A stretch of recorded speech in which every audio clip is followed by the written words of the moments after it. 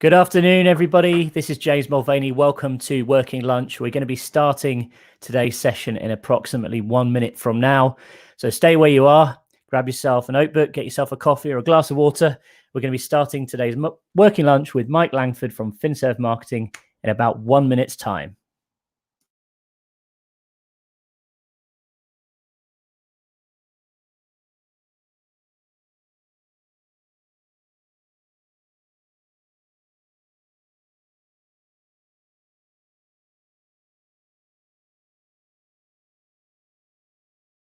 This is Working Lunch. My name's James Mulvaney.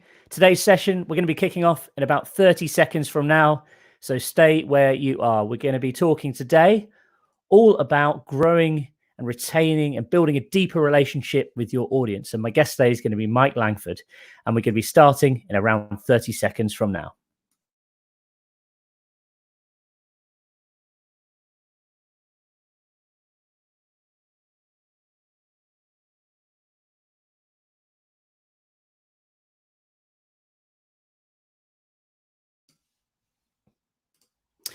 Hi, everybody. Welcome along. This is Working Lunch, back for a new season. It's very exciting. I'm glad to be back. This is actually the second episode. You know the drill. Every single Wednesday, 1 p.m. UK time, we go live with a new episode of Working Lunch, have a different guest on to talk about actionable steps to grow your business, grow your team, or grow your audience. Each session is live, so if you have any questions, please put them in the comments. They're going to be fed back to myself and my guest today, who is going to be Mike Langford of FinservMarketing right at the end. So please put your questions in. And today we're going to be talking all about growing and retaining and building a deeper relationship with your audience, which I think is a topic that's so important to so many different businesses. It's something that I'm really passionate about. It doesn't matter if you're running a podcast, if you're doing live streams, or if you're just doing something like email marketing. The same principles apply. So without further ado, I want to bring in my guest today, Mike from FinservMarketing. How's it going, Mike? How's it going? We are now live. It's going great. Good afternoon to you, and well, good morning to the people who are in my neck of the woods here. Thanks for getting up so early to take part. It's what time is it there? Yeah, it's great. You know, and that's what they make coffee for. So you just you get up and little funny aside. So we right now as a family just have a cat, so that's not a big deal. The cats usually don't get you up early, but we are adopting a puppy soon. So this is kind of training me for my new early mornings. Oh, puppies are non-stop, man. They just they don't, you know, for the first year or so, it's just going to be 24/7. Yep, they have like an endless supply of energy. Yeah, exactly. Okay, Mike. So welcome to the show. Great to have you on board. I guess start off just by telling us a bit about yourself and what you do. Sure. So I run a company called finservMarketing, and our clients are companies that are in the wealth management space and fintech ecosystem. So you think of all these new financial technology solutions that you're finding on your phone or on the web that you're using, or large financial services companies like the Morgan Stanleys of the world, and even some more boutique ones. Those are the types of clients that we work with. And our general focus is on digital marketing, right? How can they better connect with their clients, interact with their prospects, clients, referral partners using digital channels? Mm-hmm. Interesting. And so just a quick question there. I think the traditional financial advice industry is obviously really, like, in some respects, some might say it's kind of slightly old school in their approach to marketing. Whereas, like, if you look at apps like Revolut, for example, you know, they are kind of really like new school. Then they're startups, they're disruptive. They're kind of trying to change the face of banking or fintech. So how do you kind of how do you differ between those two sort of markets? Because you serve both types of company, do you? You know, it's interesting. In some ways, they're trying to solve. They're obviously trying to solve the same problem for the same type of customer, right? The challenge, as you mentioned, for the old school is oftentimes getting comfortable with new technologies that effectively do the same thing that they've always done, right? Yeah. So, you know, interacting with people, Yeah. having really personal relationships. I mean, it is a relationship-based business. And then on the tech side, so that your newer fintech side, one of the things that's often challenging for a new entrant into this type of market is they think that technology is going to solve everything, right? They really think that I've got this new app, I'm going to put it out there, and it's going to be amazing. We're going to go from 0 to 1 billion users like overnight. And it really doesn't happen like that, right? First of all, you're in a regulated environment. So regulators are going to slow you down, right? They want you to They want to protect the consumer. But secondly, very often fintech companies overestimate how much emotion is wrapped up in a Mm. financial consumer's decision. And even if that financial consumer is an enterprise consumer, a business financial consumer, just because you have a cool app and it sounds neat doesn't mean I'm going to grab my money out of my relationship over here and move it over to you, right? Yeah. It's going to take some time. And something I'm becoming semi-famous for saying is, when we think of startups, we always hear about hockey stick growth, right? That Uh-huh. really quick swipe up. Well, the reality is, if you've ever seen a real hockey stick, there's a real long shaft that's kind of flat and barely moves at all, and it goes on forever. And at the very end, there's this relatively short blade that goes up. That's what hockey stick growth looks like in the fintech world, right? It just Interesting. takes a while for people to adopt. So it all really does end up boiling down to relationships, regardless of how you're doing it. And uh, technology can help in things like Mm. podcasting and video streams, like we're doing here. Cool. I mean, I just think that's quite interesting because I've had exposure myself. I've got both financial advisors from Yep. kind of companies that are probably hundreds of years old, and also I've got a few different apps which I use, Yep. which are kind of supposedly disrupting the the investment space or the banking space. So I just think it's quite interesting. Because certainly, as you say, some people have a lot of money sitting with these financial institutions that are really, quite old and sort of very serious looking. Yeah. And it's kind of like, do you want to move all of that money to an app that's only sort of 6 months old? So yeah, it's kind of something that's quite interesting. But anyway, let's crack on with today's topic, which is we're talking all about how you can build deeper relationships with podcasting. We're talking about how you can reach your target market when we're working remotely, as we all are at the moment, and also understanding the difference between sort of buyers and users of a product or service. So let's kick today off with podcasting and just get straight to it. I mean, obviously, I love podcasting, and you're obviously a big advocate as well. So let's get cracking. Yeah, so I've been podcasting on and off since 2007, and it's funny. I've got into this whole digital space really because of that. Because I started my business. I left a very large investment firm, started my business, and I had no marketing budget, and so I had to get started. And I started sending out emails. I started going all to these events and shaking hands and kissing babies, if you will, as the old saying goes, meeting people and putting them into my email list. And then I'm like, I'd heard of this thing called podcasting. So I'm like, well, what if I started a podcast? And how do I even do that? Right. I went out and bought a cheap microphone and my Mac and plugged it in and started doing it. And then I went to this thing called PodCamp, believe it or not. It was this gathering of people who were interested in social media and so forth. I'm like, I got to go learn more about this. And learned a ton, but that also connected me with a lot of people in the digital marketing space, and kind of the rest is history from that end of the world. But I really recognized how powerful podcasting was even then when it was very nascent, because when I was sending people an email, they get it, and everybody gets email newsletters in their inbox occasionally, and if it hits you at the right time, it's useful and interesting to you. But the difference with the podcast was people were hearing my voice. They were getting comfortable with me. And we continue to see this today. There's that old saying in business: people do business with those they know, like, and trust. We've heard that like a million times. But I've always felt that there's two major things missing there. One is familiarity. I can know you, like you, trust you. But if I haven't heard from you in like a decade, I don't know, like I'm not that familiar with you, right? It's like I've got family members that I know and I don't see that often, right? Mm-hmm. But the ones I like the most are the ones I see in my Facebook stream, the ones I hear from frequently. And that's one of the things that, podcasting really does. It builds up a familiarity. If you're on a weekly cadence and somebody listens to it, by the way, it's really intimate. These little AirPods things. Oh, where's my camera? There we go. People are walking around with you in their head, literally. I've never thought of it like that, to be honest, Yeah. Mike, but that's a really interesting point. Yeah. Yeah. Because I mean, I completely understand it is an intimate form of communication. And I think it just goes back to the idea that, audio has been around long before text, long before video was around. And it's just like the most primitive form of two humans communicating, right? Yeah. Yeah. And what's really another interesting thing? And it's very similar to public speaking or somebody on TV or the radio, right? We've kind of been, or on theater or whatever, but you've been trained to think from our societal norms that somebody who's on the radio or somebody that's on TV or somebody who's on stage speaking or acting or whatever or singing Hmm.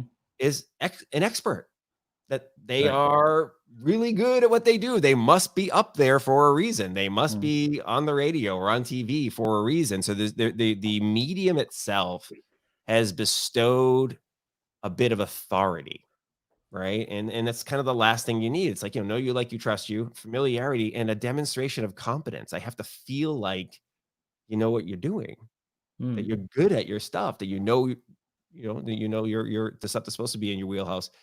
And it does that, right? That I hear you frequently enough, and you're talking about, marketing for fintech companies, or you're talking about, podcasting, how to do a good podcast, or you're talking about whatever the thing is. Uh, it resonates, right? People feel like, okay, this guy, this lady, this team of people, they're worth listening to, right? And Hmm. I feel like comfort with level with them. And it's really interesting. I mean, I listen to a lot of podcasts. Most of them are recreational for me. A couple of them are business. And it's amazing how many people I feel like I actually know this person. Like, they talk about their family. Yeah. They talk about where they went for vacation, what they're eating for lunch occasionally, or whatever that thing is. And you start to feel like, if this guy walked into the room right now, we could hang. It'd be great. But So, it's a do you think by starting a podcast, you naturally have that authority then? Yeah, you kind of do. And but by the way, one of the things from a business, and it depends on whatever business you're in. And I talk a lot about people in financial services. Mm. Is one of the nervous things that people are nervous about is they think they're going to stink at it. They don't think they're going to be good. Mm. A lot of people are kind of uncomfortable with their voice, believe it or Yeah, not. I know. They Yeah. don't they don't have any trouble talking on the phone, but the reason is they're not getting they don't hear themselves recorded and then have to listen to it again, right? So Yeah. they're somewhat uncomfortable, and it's some people are also afraid to get on stage, right? Public speaking scares the crap out of people. Jerry Seinfeld has that old stand-up routine where he says, most people are number one fear is public speaking. So that means if they were at a funeral, they'd rather be in the coffin than giving the eulogy. I Mm. think there's a lot of people who have that anxiety about it, but it's like, look, here's the thing to encourage people: whatever you do for business, you know more about that thing than probably 99% of the people who were listening to you, right? You know your stuff. And so now the next thing is to get a little comfortable talking about it, right? Mm. So, if for someone who's starting out in podcasting and they want to do it, primarily as a business activity, in a way to sort of generate better bonds with either existing clients or potential new customers, what sort of strategy or what kind of foundation would you say that they should start with? Is it worth interviewing guests like we're doing today? Is it worth just creating something like a solo podcast, or should I be talking to other members of the team? Like, what sort of what recommendations do you give to your clients if they're thinking about starting a podcast? Yeah, so I think the format of having guests really helps you, Mm. and just from a bare minimum, it's a little bit of a crutch or a guide to help you get going, right? So have some guests on the show. Number one, it takes some of the heavy burden off you. You spend a little bit of time planning. You're oftentimes much more comfortable if you're letting somebody else do some talking. But here's the thing too. What's great about that is when you have a guest on, you're basically taking some of their authority and they're kind of shining it on you a little bit, right? You're Hmm. getting lifted up by their expertise, right? And they're also bringing their audience with them, hopefully, to your show. So you end up having kind of like the best of both worlds. You're helping them and their audience, helping them get exposure to your audience, but they're also kind of bestowing some of their authority on you. I also just encourage people to kind of think back this is one of the tricks that I use all the time. Think of some of the lessons you've learned just over the course of your life, right? Even if you're young and you're like 22, fresh out of college or whatever, Mm. think of some of the things you've learned that have been very impactful to you. And don't be afraid to do a show on that, right? What did you learn? Like, well, okay, well, like, let me tell you something my dad taught me when I was younger, right? Start to share that stuff. Get comfortable just kind of building content on your lessons, because you can't take for granted that everybody else knows that lesson, right? So Mm. I'll use an example. I did a podcast not too long ago in which I based the whole show on financial advisors and wealth management firms should really start learning from elite racing teams like, Formula One and Le Mans type racing and so forth, right? Because during this lockdown, this pandemic stuff, I've been watching an insane amount of racing stuff, like old shows, stuff on Netflix and so forth. And I started watching, like, there's some really cool stuff here. I'll share this, right? Why not just get on there and just let it riff? And then the comments come in, right? People comment like, that was really interesting. And then they start talking about they found a shared connection with it, that they like racing as well. So find some things that you enjoy talking about, because that's kind of that half of that battle of you building a connection with your audience. I always jokingly say, like, look, there's 7 billion people in the world. Mm-hmm. You're going to find a group of people who like connect with you. I mean, you look at the news for a couple of minutes. You see some crazies out there, right? If you want to be crazy and zany like those people, wherever they are, you'll find your connection. So whatever the thing that you're into is, that's the wonderful thing about this type of medium. You can get out there, connect with people, build those relationships. Cool. Okay, so let's talk a bit about our next topic then. Sure. Obviously, everyone is currently working remotely. Okay, a few guys and offices have started to kind of go back. We kind of have started to have the occasional meeting back at the office, but things are looking really different in the office. We have to keep distance. We can't use the kitchen. All these kind of rules and regulations in place. We've got yellow tape all over the place, so it looks like a war zone or something crazy.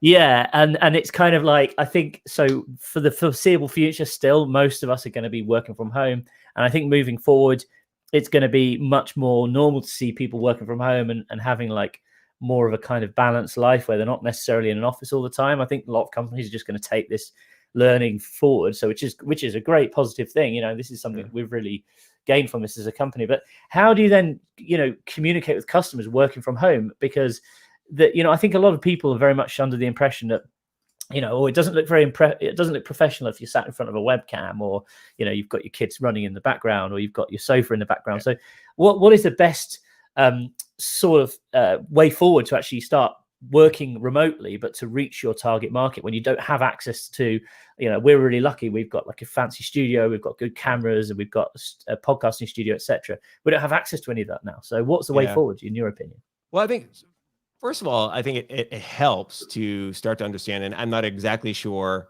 in the UK what the stats are, but here in the United States, before the pandemic, nearly 25% of Americans worked from home at least one day a week.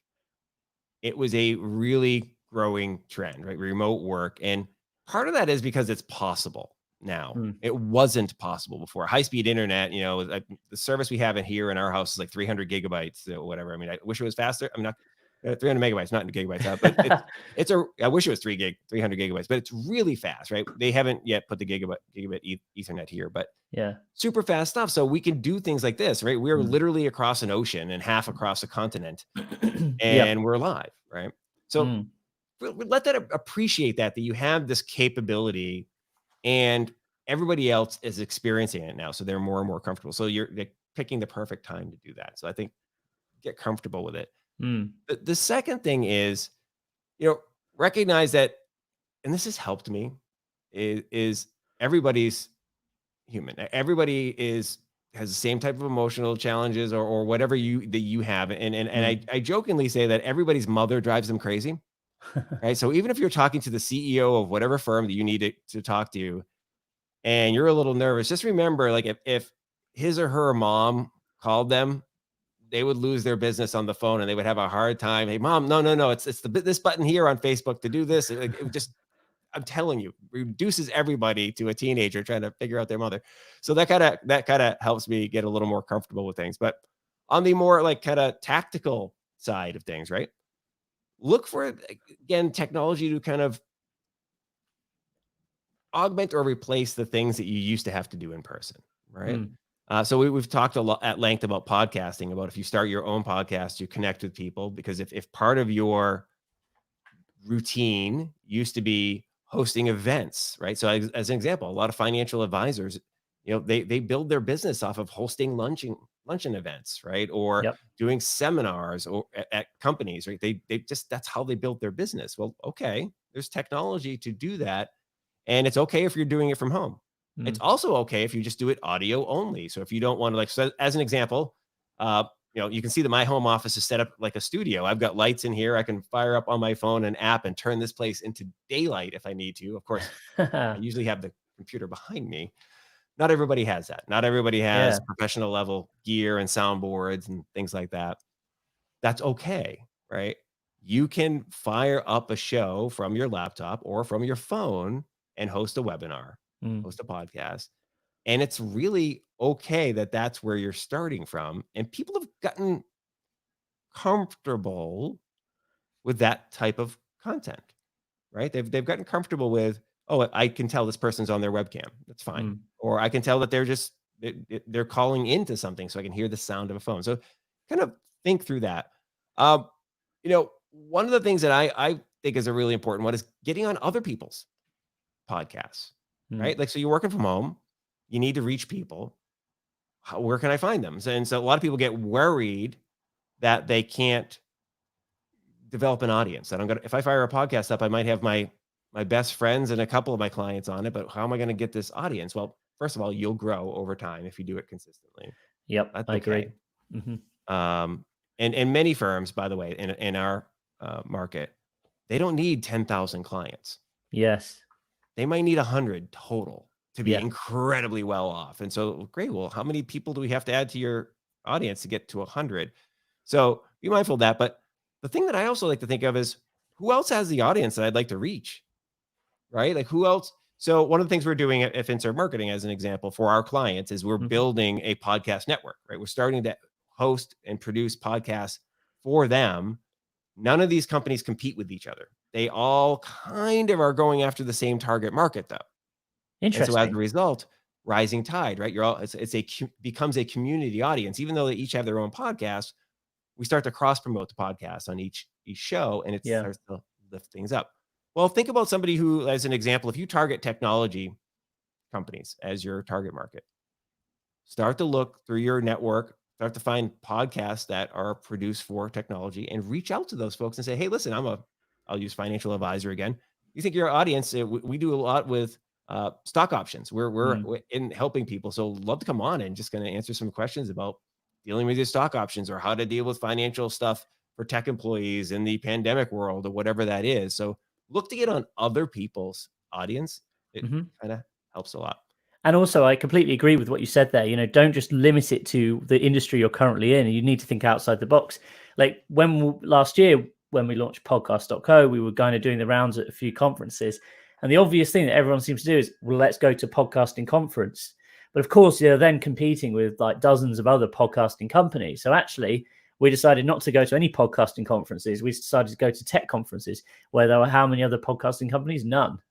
So we were immediately had that kind of breakthrough because we were standing out in the crowd. So I think you make a really good point saying, you can still do, obviously there's lots of conferences going online now, virtual things, webinars, podcasts, live streams, all this kind of stuff. But you don't necessarily have to be like going after the same market that all your competitors are doing. Just try and think outside the box. Try and think, well, where are your competitors not advertising or where are they not promoting themselves? And you can immediately kind of get cut through there, and because you're going to be standing out, and it'll be something that's new and fresh to that particular audience. 100% correct. And it's so interesting. We often overlook that, right? We think I've got to go I've got to go direct at it. And a great example of that, when I used to work for Fidelity Investments, and we were launching this really big product for active traders called Active Trader Pro. And people who trade stocks all day frequently need much more powerful tools. And when we first launched it, we didn't go to the Active Trader convention that was being held. We went to the American Medical Association convention. Right. It turns out doctors trade a lot. And some so of them are that's well where they paid and have disposable Yeah. income and stuff. So yeah, exactly. It's a great. Yeah. But then everyone's just thinking like, let's just go to the place where everyone else is competing for the business. Yeah. Cool. Okay. So just to quickly mention, if anyone has any questions for Mike or myself, please feel free to submit them. We're going to be taking some Q&A at the end. Okay. let's get on to the third topic then. Sure. So this is the difference between buyers and users of a product or service. I'm kind of intrigued to hear a bit more about this, because I'm not sure I fully understand what this means even. You're going to be surprised. So, many of our clients, and especially in the fintech space, right, they're selling into an enterprise, right? But the person who's buying it isn't going to use that service. And very often, believe it or not, the user isn't the one who's buying it and paying for it, and they're not making the decision about the product, and they're not driving it. And so really be aware of that. So very often you'll sell into a company, and the head of practice management will be there buying it, or some VP of sales will be like, yeah, this is great, I'm totally going to buy this type of stuff. And by the way, usually takes a while to get that sale done, but it even happens at the household level. Sometimes you'll sell to the parent, but the kid's the one who's supposed to use this thing, right? Right, I see what you mean. Because kids don't have any money. Well, exactly. So be aware that there's a big difference there. And it really is important for you to spend some time understanding the needs of the user, much more so than the buyer, because the user oftentimes will drive the buyer, right? But you do have to make the buyer happy, but you can't often let that buyer drive the decision, right? So we have clients where, and especially in this financial services industry, where it's somewhat convoluted, right? So many of the firms, they're called independent broker dealers, right? And they have independent financial advisors whose licenses are tied to that company, but that independent advisor is technically not an employee. They're an independent business owner, and so they can walk whenever they want and do whatever they want. And so it's a weird, convoluted solution where the broker dealer buys a lot of these products, financial services products, hoping that the advisors use them, but then the advisors have to make a decision as to whether that works in their business or not. And it's really, really important to understand that and get down into the user base and spend some time with them to understand what's important to you. What are your most important pain points or pleasure, the things that you're trying to accomplish?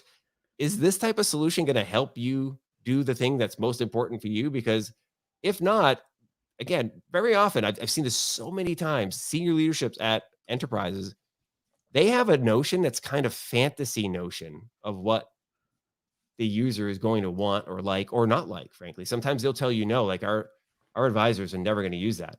Like, how do you know? You just don't know. Well, as an example, I had senior vice presidents at a very large bank say at one point in time saying that financial advisors would never go to a conference on social media and technology. That's not interesting, because he assumed, well, they're all a little bit older, they would never like that. Threw one together and we had 150 people show up like almost instantly. Yeah, advisors are really interested in tech. They get it. They're not idiots. They're humans, right? They see what their clients are using. They see what they're, right? So it's very often they don't know. So you want to make sure you really get in and understand the differences there, because it really does help solve that. Going back to the beginning here, that hockey stick thing, right? And bridging the previous topic with this one, how do you find out a little bit more about the users, what they want, what are they doing, right? Well, go to places like LinkedIn groups, right? If you wanted to get in touch with lots of financial advisors, as an easy example here, you can go onto LinkedIn and you can find groups that have thousands of them, right? Of your users, and you can go find out who's the admin for that group. You can do something like, hey, can we host an AMA? I'm got this topic, I'm really interested in it. You open to having some sort of conversation in this group for this audience, right? So kind of bridging what we're talking about before, but really getting deep down, because at the end of the day, here's what happens. If you sell into an enterprise and people don't use your product, they will not renew that contract. Yep, absolutely. And I think you make a really good point there when you say sometimes it's about, like, because I'm sort of listed as founder and CEO, the amount of pitches I get on a day-to-day basis for different products and services. Some will be marketing type products, some will be like technology solutions. Our company's not particularly huge by any stretch of the imagination. There's like 35 of us, but I have a CTO, I have a CMO and a COO. And really, those guys are the ones who make the decisions about what tools we're going to be actually using from department to department. So, I'm not a CEO. I don't decide what types of technology we're using on server infrastructure, or I don't always choose. I might have some kind of input in it, and sometimes those guys might present it to me, and ultimately it'll be up to me to sort of sign on the dotted line, so to speak. But really, they're the guys who are actually buying those products or services that we're then implementing into our business. And they're the end user. I guess that class me as kind of the guys buying it, but actually I'm not the one using it on a day-to-day basis. Yeah. Does that make sense? Yeah, and absolutely. And look, you'd be surprised at how many times you realize that you're in the scenario where you're using something, but it really wasn't you who decided to buy it, right? Yeah. And it's in your life, and you're like, if I had to buy this, would I pay this for this? Probably not, right? Or is there a better solution? You wish you could have a better solution, but unfortunately, it's not being delivered to you because of whatever the scenario is. So I see it very frequently. I mentioned, in our prep call, I host this event every year at South by Southwest for the fintech and financial services ecosystem. And we have startups demo every year. And it's fascinating how often I see that. I see this is one of those semi disconnects of just not understanding that there is a difference between who you're selling to and who's going to use the solution. And sometimes it takes firms a bit of time to understand that.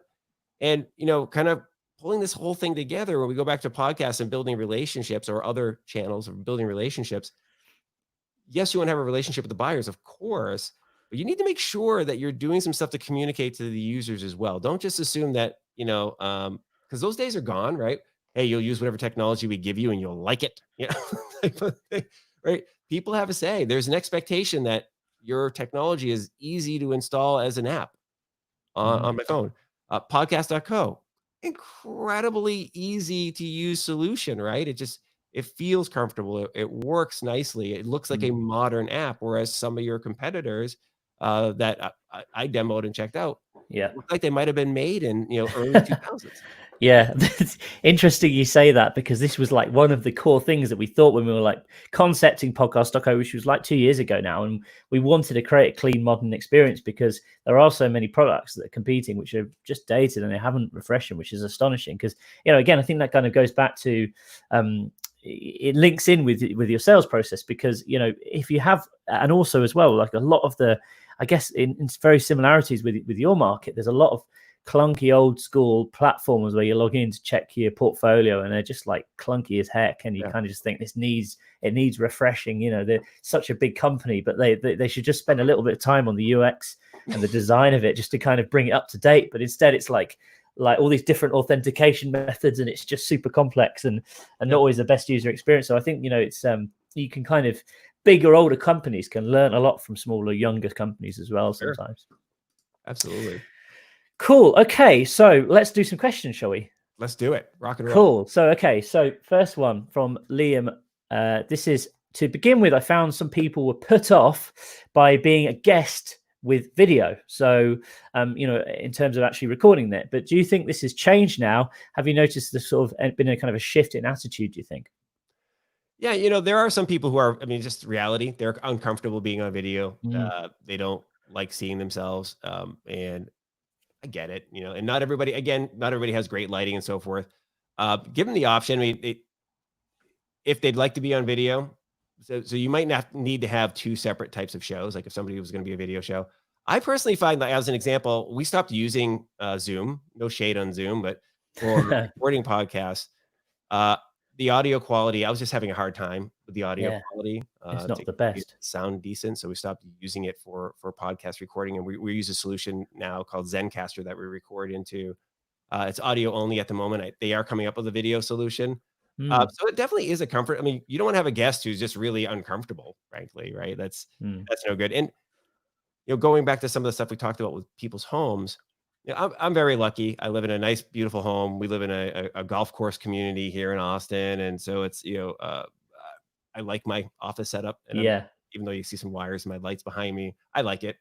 Not everybody's that comfortable. I watch a sports show in the morning here on ESPN, and when they went to the pandemic lockdown and people were doing things from the home, one of the hosts of the show, and this woman makes millions of dollars, was clearly in her closet, with a curtain behind her, to record from home on her laptop at the beginning. And so not everybody has it's not only just their personal appearance. So be be kind about it. If they don't want to do video, suggest audio only. Maybe do a webinar where he or she has some slides or something like that. Yeah. But also as well, I think, it's interesting you say that, because like there's all this, a lot of videos I see where they're just shot really awkwardly against a wall, like kind of, it's just kind of like you can't get further back from the camera to the wall. And it's like, just, it doesn't matter if there's some junk in the background or whatever, like, people aren't looking really what's going on behind you. They're just looking at you, and it's about the content you're producing. It's about you're bringing your personality, bringing value to the camera or down the microphone. And I think that's really most important. But interestingly, in a similar light, I noticed some people don't like doing live streams, because it's kind of very much, off the cuff. You can't edit it. There's no room for mistakes. But again, it doesn't matter if you make a few mistakes or if you trip up over your words here and there. Again, people are used to it. So I think, you're dead right. It's about trying to make the person on the other end feel comfortable. And I always think having a pre-show chat definitely helps with that as well. Yeah, I agree 100%. Every time we do a podcast, I always set up a 20-minute quick prep call. And I always tell a person, we're going to talk about logistics, but it's really to develop some conversational chemistry, so you feel comfortable with me. I mean, sometimes people are going to be on the show, you've known them for years. As an example, the podcast that goes live today for the So Fine podcast is with a buddy of mine, and he and I have just this outrageously good chemistry, right? And so we start up talking about how we miss each other, we can't hug each other, and all like that, and having beers and stuff at our favorite taco place. So it was just one of those really, but not everybody's like that. Sometimes you have to warm them up. So yeah, definitely. Completely right. So next question from Potomatic Pest Control Group. What tips do you have to expand your podcast audience? E.g., our target audience is pest control owners, mainly US, but do international transactions also. So we just started talking about guests, right? Considering having some of them on as guests. Just reach out to them, like, hey, would you be a pest control owner, right? Hey, listen, notice that you own a business here. We're looking to get owners on and ask them a few questions, right? So maybe have that type of experience on. I don't know that market very well, but people are people, right? So also spend some time, looking at I suggested it a little bit earlier. Are there industry groups out there for pest control business owners? There must be, because I'll tell you what, I went to a conference. This is one of my favorite ones ever. I went to a conference in Orlando, Florida. For financial services stuff. And I was walking around and I saw this other conference that was way bigger than the one that I was at. And so I just happened to bump into a lady in the hallway. I'm like, oh, what conference are you here for? We're like, well, she goes, we're for the pallet industry. I'm like, pallet industry? She's like, shipping pallets. Like when you see stuff on forklifts, those pallets. I'm like, what? Like there's an industry conference for pallet manufacturers, and some of them, believe it or not, they rent pallets. They don't even own them. They lease them. Weird. Who would have thought that? But there are groups of people out there for every industry. So pest control industry, it's a huge industry. It's a multi-billion-dollar industry, I'm sure. So you can find those people somewhere. I guarantee you there's a LinkedIn group. I guarantee you there's somebody's developed a list of pest control owners on Twitter. That's another thing, by the way, really underused tool on Twitter, lists that you can make. So find them and start making the list of all the pest control companies on Twitter and make that list public, right? So you're the one who's curated this giant list of pest control companies on Twitter and interact with them, right? Start listening to when they post something, like it, retweet it, whatever. You'll start to get engagement and people start to pay attention to your stuff because there's a little bit of a reciprocal. We all do it, right? If you like my stuff, I'll like your stuff. Especially if you start noticing the repeat, like then they keep liking my posts. Who is this guy? Or what is this company? Yeah. Then they'll see when you share a podcast, right? One of the things that you do with Podcast.co is you have the ability to create audiograms, right? Little snippets, right? So when you create a podcast, what's the pull quote? What's a 1 minute or whatever snippet that, like, this is a little bit of wisdom from your guest or from yourself that you're like, oh, I like that line, right? Share it, right? And then, interact with people. And then, by the way, don't be afraid to ask people, like, what do you think, Bob? I kind of want to chip in on that as well. Like, I've just had an idea. So, again, if your target audience is people who own pest control companies, look at the problems that they're having. Because I imagine that there's a big portion of these pest control owners who will be kind of working on their own. It's kind of a business that doesn't really cost anything to set up, and anyone can kind of go into it. So a lot of them will have the same problems. How do I get more clients? Or, how do I reduce my overheads, my costs, or what are the latest kind of, I don't know, chemicals or products that I can use for this? So again, if you can kind of help solve some of these problems or answer some of these common questions or sort of pain points that these guys have in your podcast, that's a fantastic way to grow an audience, because they'll start talking about it. And if they're really getting value from it, and again, just as you said before, just by interviewing people, sometimes you can kind of come to these conclusions. It's a really useful tactic. Okay, cool. So is it better to take a personal approach to a podcast or a professional one? Is there a danger of being too personal on a podcast for my business? No. Well, I guess. Well, listen, it depends on your audience for sure. Yeah. I am 100% in favor of you being you, right? There is nothing worse. I'm telling you, nothing worse than firing a podcast and it's like, welcome to the blah, blah, blah, blah, blah. And it's just like, today we're talking to James Mulvaney. He is, and then they, read his bio for 2 minutes and then whatever. It's a snooze fest, right? Now, look, it's information, it's content, it's out there. If somebody is seeking that content, they will find it. And if it's important content, information you're sharing in that, or it's an important interview for somebody to hear, like, who is this guy, James? I need to learn more about him. They'll listen to it, right? But let your personality shine. Be you. Now, does it mean being overly antagonistic? I would probably avoid that if you want. Don't be too gruff with people. Yeah. It's okay to be challenging too, right? You can, if you're interviewing a guest, that kind of challenge them about something that, hey, listen, this doesn't make sense to me. Come explain this a bit. And so be real, be you with it, because you will find an audience that likes you, right? This is one of the things, but I give this advice to advisors too, right? So here's the deal. There's millions of podcasts out there, right? Just like there's millions of financial advisors out there. People have choice and they only have so many hours of their day of things to listen to. Why would they want to listen to you? Well, it's because they feel a connection with you, right? I listen to lots of basketball podcasts and sports related podcasts because I like basketball. I don't listen to every basketball podcast. There are some hosts where I'm like, I don't gel with you. I don't like your style, whatever, but there's a couple that I'm like, I listen to almost every single one of them because I feel a connection, kind of going back to the beginning.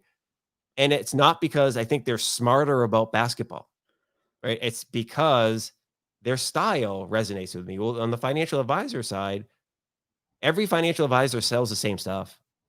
It's stocks, bonds, mutual funds.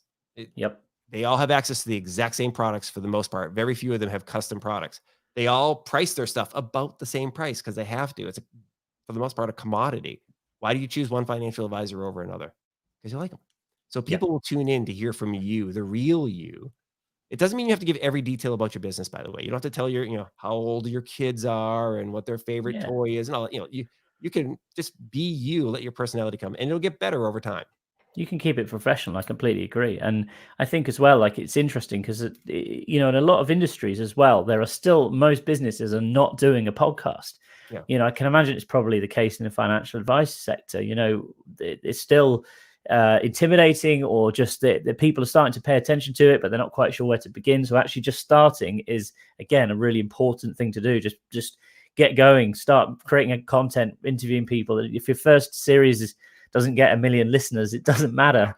You can kind of reiterate and get better over time, I think. Oh yeah. I mean, you teach your kids this, right? If you have children, but you got to suck at something before you get good at it, right? Nobody, starts out and they're great at whatever the thing is. Occasionally somebody's just a savant, but for the most part, you're going to stink. I mean, I think back at how nervous I was that first time I ever recorded a podcast, sitting in front of the microphone, sweating, my hands are sweating, listening to it like, oh, I sound terrible. This is awful, right? And even sometimes today, I listen to myself. I'm like, why does my voice sound like that? I don't like the way. But just keep going. You're going to be surprised at how much better you get at it. Cool. Mike, just one last question, and then we've got to call it a day. So what is your setup? Someone's just said your setup looks and sounds fantastic. What equipment are you using? Well, that's really good. So we have the Rode Procaster, Rodecaster setup for the soundboard, which I just got last week, so I'm super excited about Is it one of these things like this? It's exactly one of those things. It's Which I right in haven't front even of got me. So it's plugged in. plugged into my Mac. I have a MacBook Pro Yep. on the desk. So it's plugged into the MacBook Pro. I have a Procaster microphone. Yep. And I love this. I have the blue, what do they call it? They're I can't remember the Compass arm, which is cool. the boom arm. And here's the deal about this thing. It's really it's the best looking boom arm there is because the cord goes through the channel, so it's not like cords everywhere. I like it. But I thank you for saying it sounds good. I really like the sound quality of this thing. I've been tinkering around with it for a bit here. When I got started, though, my first ever podcast, I used a little blue snowball, one of the original ones. Then I had a blue Yeti, which was before this. You can't really tell because I still think my lighting is a little off here, but I've got one of those Logitech Brio 4K cameras. So usually I look better. I think I look relatively handsome today, but it's because it's early in the morning. Like you say, when we first started, we were like, we need some more lights on. It's going to get light throughout on here. So I'm awfully shiny. So I'm aerodynamic. Interesting. So you've got the Rodecaster Pro. I always think it's a really weird name for it. They should have, because it's like the microphone and the mixing desk have got very similar. What have you bought that for? Are you going to use that for like the Bluetooth functionality or the sound little buttons? I'm kind of interested to see where you purchased that. So for a couple of reasons. So it's a great question. So I mentioned that we use Zencastr for recording interviews online. So I wanted something that I could really control my audio quality. So one of the things that has been semi-problematic, I guess it's driving me a little crazy, is editing has been a somewhat more laborious, labor-intensive than you expect sometimes. So you do a 40-minute podcast. That's usually the length of time for the interview. And editing sometimes takes a couple of hours to fix a few things. So one of the things that was happening with the Yeti that doesn't happen with this is breath noises. Yeah. So when somebody and you don't think of how loud you just were breathing, but because the Yeti is a condenser mic there, it picks up like everything, man. It's really, really sensitive in that way. This is sensitive, but you have to be closer to it to get the audio, and it doesn't pick up the ambient stuff. So that was part of the reason for it. But the other thing is, I know that as things start to open up eventually, when pandemic is over, I'm going to want to have other people on the show, and I'm going to want to do the show not just here in the home office, but other places. And you can plug in multiple mics in the back of this thing, up to 4 mics. You can also bring somebody's sound down into this, and I haven't started doing that just yet. So it is in part to improve quality, but also to streamline production. This thing's really portable, by the way. You can take it wherever you want to go. What I love about it is you can just put you don't even need a computer. You can record directly into an SD card. Right. So it's just like one out. The hard part about this, and this I'm new. So, and again, I'm rolling solo here at home when I'm doing all this stuff.